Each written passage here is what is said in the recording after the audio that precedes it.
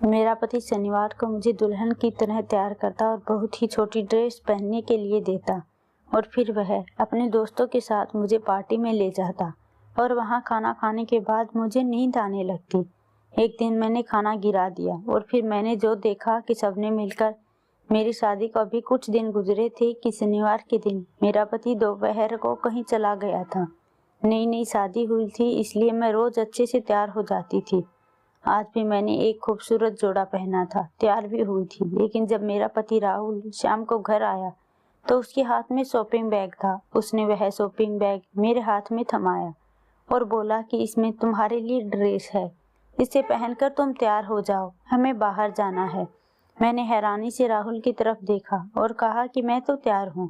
वह कहने लगा कि जो ड्रेस मैं अभी तुम्हारे लिए लाया हूँ उसे पहन लो और तैयार हो जाओ। मैं ड्रेस लेकर अपने कमरे में आ गई। जब मैंने उस ड्रेस को अच्छे से देखा तो मेरी आंखें फटी की फटी रह गई, क्योंकि वह तो बहुत ही ज्यादा फैशनेबल, कीमती और छोटी सी ड्रेस थी। मैंने कहा, राहुल यह तो बहुत ज्यादा छोटी है। राहुल कहने लगा कि मेरे दोस्त के घर पार्टी है, इसलिए जल्दी से तैयार हो जाओ। इतनी कीमती और ऐसी ड्रेस लाने की राहुल को क्या जरूरत थी। मेरी शादी पर राहुल ने एक जोड़ी कपड़े भी नहीं दिए थे। कह रहे थे कि मेरे पास पैसे नहीं थे। वैसे भी मैं दिखने में बहुत खूबसूरत थी। उस छोटी ड्रेस ने तो मेरे हुस्न में 4 चांद लगा दिए थे। मैंने मेकअप टच करने के बाद अपने बालों का जूड़ा बनाना शुरू किया तो राहुल मेरे कमरे में आ गए। मेरे करीब आकर मुझे सर से पैर तक देखा, फिर कहने लगा कि बाकी सब तो ठीक है, अपने बाल खुले रहने दो, और भी ज्यादा खूबसूरत लगोगी। राहुल की बात पर मैंने अपने बाल खुले छोड़ दिए। मैं बिल्कुल तैयार थी। मैंने बालों को कंघी किया और अलमारी से बड़ी सी चुन्नी निकालने लगी ताकि खुद को लपेट सकूं। यह देखकर राहुल कहने लगा, क्या कर रही हो तुम? इतनी सी सुंदर ड्रेस का सारा लुक खराब हो जाएगा। मैंने कहा, राहुल मैं यूं तो बाहर नहीं जा सकती, आप खुद देखिए, ड्रेस काफी टाइट और छोटी सी है। राहुल कहने लगा कि मुझसे बहस मत करो, वैसे भी मेरा दोस्त अपनी गाड़ी और ड्राइवर भेज रहा है, तुम्हें घबराने की कोई जरूरत नहीं है। कुछ ही देर में राहुल के नंबर पर किसी की कॉल आई और वह कहने लगा कि हाँ, हम लोग तैयार हैं। फिर मुझसे कहने लगा कि चलो, ड्राइवर आ गया है। राहुल एक मिडिल क्लास फैमिली से ताल्लुक रखते था। मेरा ताल्लुक भी ऐसे ही घराने से था। मैं जानती थी कि मेरा पति ज्यादा पैसे नहीं कमाता है। राहुल के पास गाड़ी नहीं थी, बस एक पुरानी सी बाइक थी। घर भी छोटा था।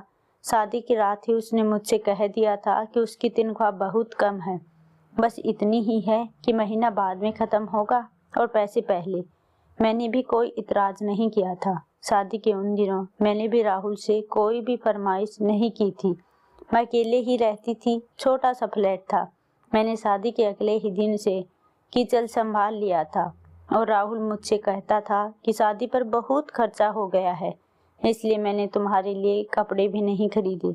और मुझे हैरत हो रही थी कि जब राहुल की गुंजाइश नहीं थी तो इतनी कीमती ड्रेस लेने की क्या जरूरत थी, वह भी बस एक पार्टी में जाने के लिए। लेकिन वह तो एक कीमती ड्रेस मेरे लिए लेकर आए थे। कम से कम उसकी कीमत 15 से 20 हजार थी। क्या जरूरत थी इतना खर्च करने की। थोड़ी देर बाद राहुल के दोस्त का ड्राइवर आ चुका था। हम दोनों गाड़ी में बैठ गए। वह गाड़ी किसी बड़े से बंगले के सामने जाकर रुकी। पहुंचते ही फौरन से चौकीदार ने दरवाजा खोला। पार्किंग एरिया में उस वक्त 4 गाड़ियां पहले से मौजूद थी और 5वीं हमारी थी। साइड में बना बगीचा भी बहुत ज्यादा कीमती और खूबसूरत फूलों से सजाया हुआ था, लेकिन वहां पर इतनी लाइट नहीं थी जैसी कि दावतों पर होती है। राहुल मेरा हाथ पकड़कर मुझे अंदर बंगले में लेकर गए। मेरी ड्रेस काफी टाइट थी और उस पर दुपट्टा भी नहीं था। जैसे ही मैं अंदर गई तो मुझे सिवाय मर्दों के कोई नजर नहीं आया। वहां कोई भी औरत मेरे अलावा नहीं थी। यह देखकर मैं बुरी तरह से घबरा गई। ये एक ऐसी दावत थी जहां सारे मर्द थे और तो नहीं, यह सिर्फ मर्दों की दावत थी। तो फिर राहुल मुझे यहाँ लेकर क्यों आए थे? और हट्टे कट्टे आदमियों को देखकर मैं बिल्कुल राहुल के साथ रही। मैंने कहा, राहुल यहाँ तो कोई औरत ही नहीं है। वह कहने लगे कि यह शादीशुदा नहीं है तो जाहिर सी बात है उनकी बीवी कहाँ से आ सकती है।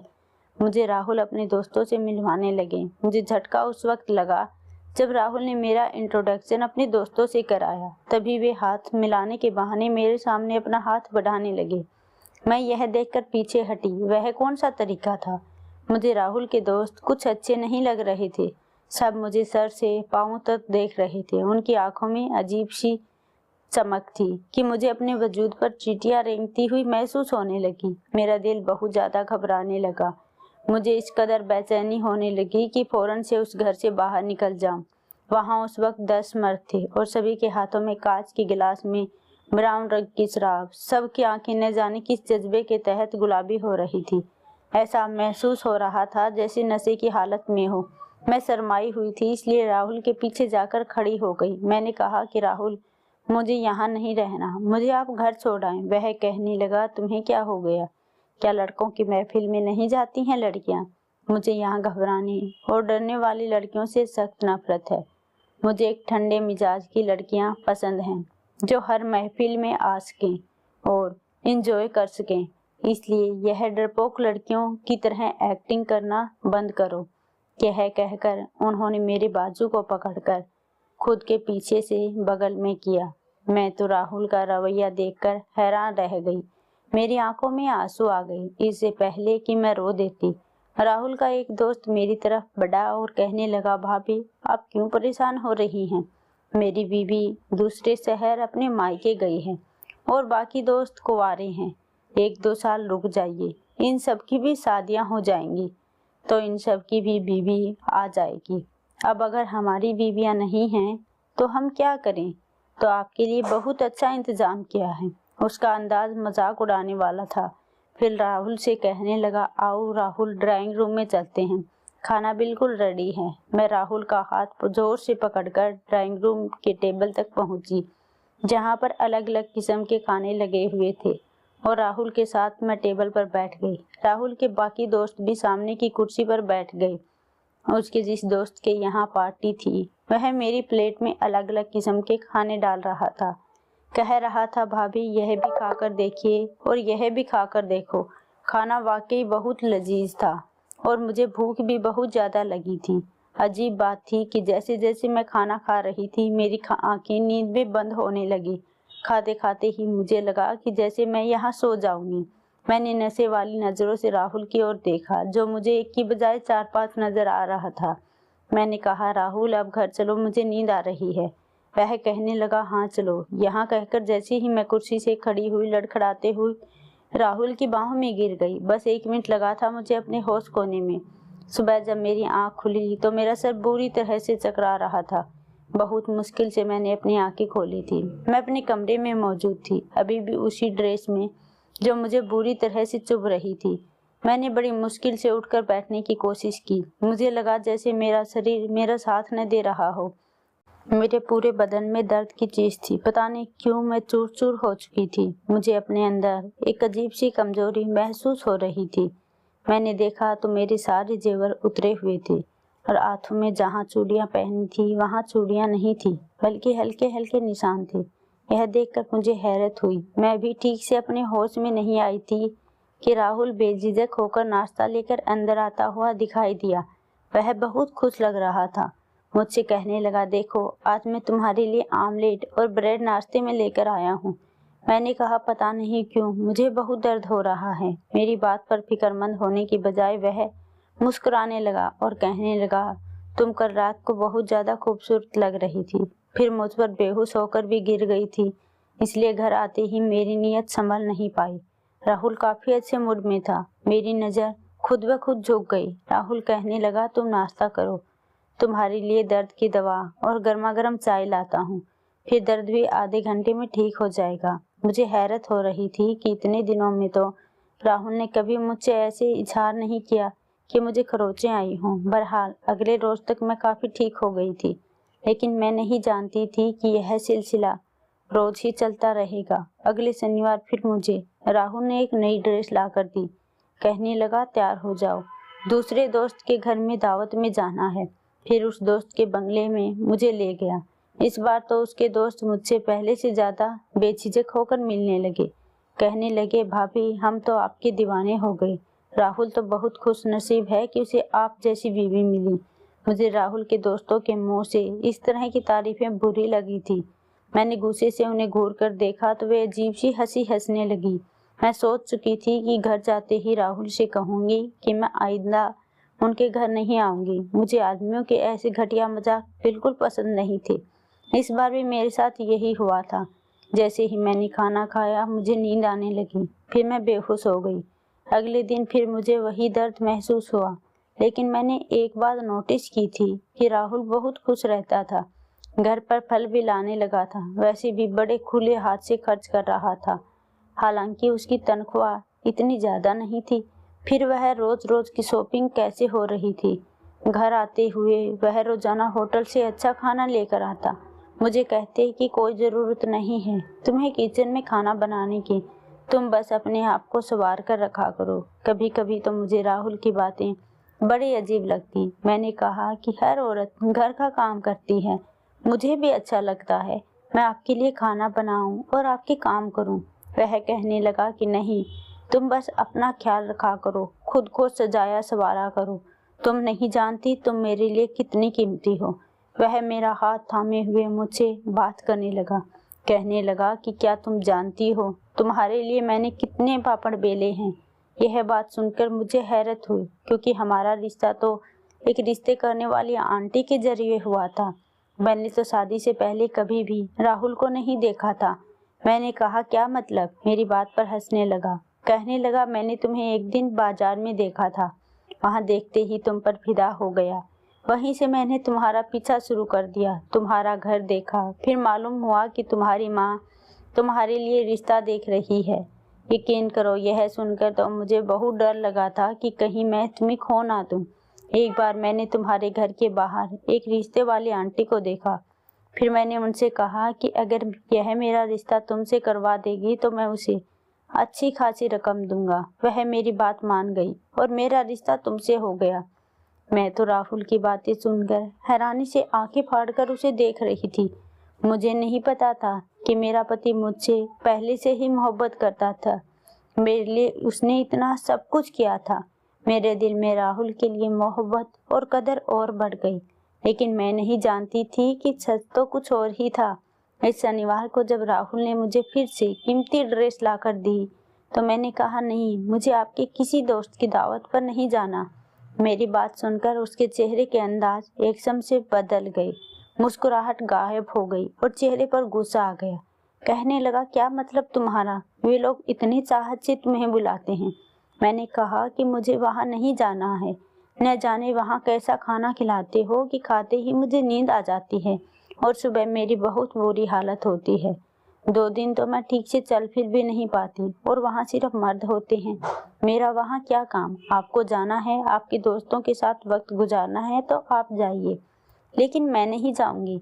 यह कहकर मैं अपने बेड पर बैठ गई। मैं नहीं जानती थी कि मेरा इनकार मुझे इतना महंगा पड़ सकता है। राहुल बहुत गुस्से से मेरे पास आई और मेरी बाजू पकड़कर पूरी तरह से दबा दी और कहने लगी कि अब तक तुमने मेरी मोहब्बत देखी है, बेहतर यही है कि मेरी मोहब्बत को ही देखो। तुम्हें इनकार नहीं करना चाहिए। अगर तुमने मेरी किसी भी बात से इनकार किया तो तुम नहीं जानती कि मैं गुस्से का कितना पागल इंसान हूँ। वह कोई इतनी बड़ी बात तो नहीं थी जो मैंने उससे कही थी, लेकिन राहुल का गुस्सा तो यूं था जैसे वाकई ही मुझे जान से मार डालेगा। उसकी लाल आंखों से वह मेरी आंखों में देख बड़े गुस्से से कह रहा था। मेरा दिल तो राहुल का यह दुख देखकर कांप गया।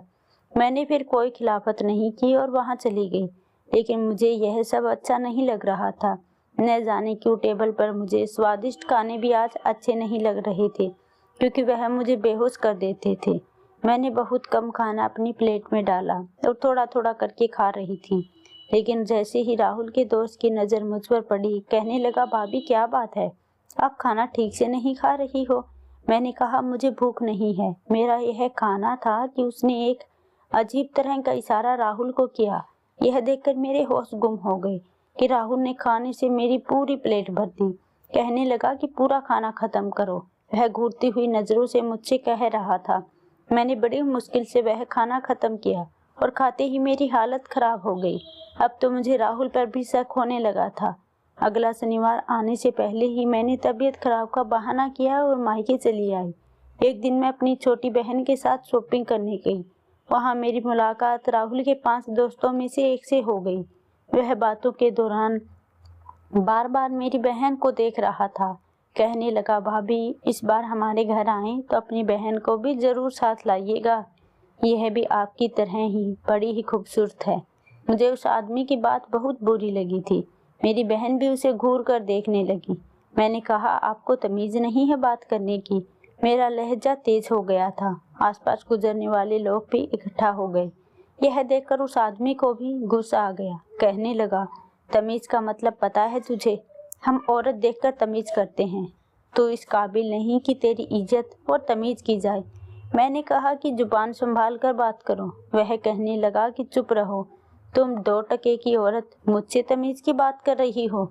यह सुनकर मुझे उस पर इतना गुस्सा आया कि मैंने एक जोरदार थप्पड़ उसके मुंह पर दे मारा। उस थप्पड़ की गूंज जिसने सुनी वे तमाम लोग वहां खड़े हो गए। कुछ लोग कहने लगे कि अगर इसने आपके साथ बदतमीजी की है तो हम इसकी तबीयत अभी ठीक कर देते हैं। मेरा जी तो यही चाह रहा था कि उसका मुंह तुड़वा दूं। इस आदमी को औरतों से बात करने की तमीज तक नहीं है। मैंने सोचा कि घर जाकर राहुल की इसकी हरकत बताऊंगी। वे लोग कितने बदतमीज हैं और हर रात वह मुझे जबरदस्ती उनके घर ले जाता है। उनकी नज़र में तो किसी बहन बेटी की इज्जत ही नहीं है।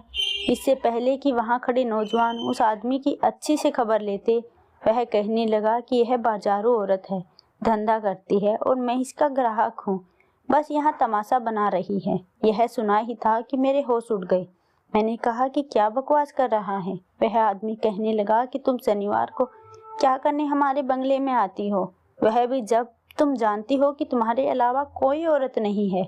उसके बाद जो बात उस आदमी ने मुझसे कही, जिसे सुनकर मेरा दिमाग चकरा कर रह गया। वह कहने लगा कि अगर मेरी बात पर यकीन ना हो तो इस बार आना शनिवार को हमारे घर। मैं तुम्हें अच्छा सबक सिखाऊंगा, तुम्हारी सही औकात दिखाऊंगा कि तुम क्या हो। मेरी बहन मेरी शक्ल देख रही थी और मैं उसकी बात पर पत्थर बन चुकी थी। बहुत से लोग मुझे अजीब नजरों से देखते हुए वहां से चले गए। वह आदमी गुस्से से भरा पड़ा था। मुझे घूरता हुआ वहां से चला गया। मेरी बहन ने मेरा हाथ पकड़ा और मुझे खींचते हुए बाजार से बाहर ले आए।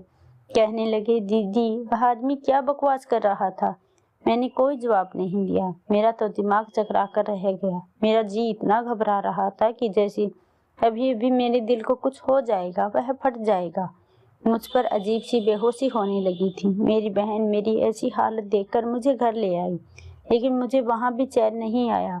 मैं फौरन से अपने घर चली आई। घर आई तो राहुल का मूड बहुत खराब था।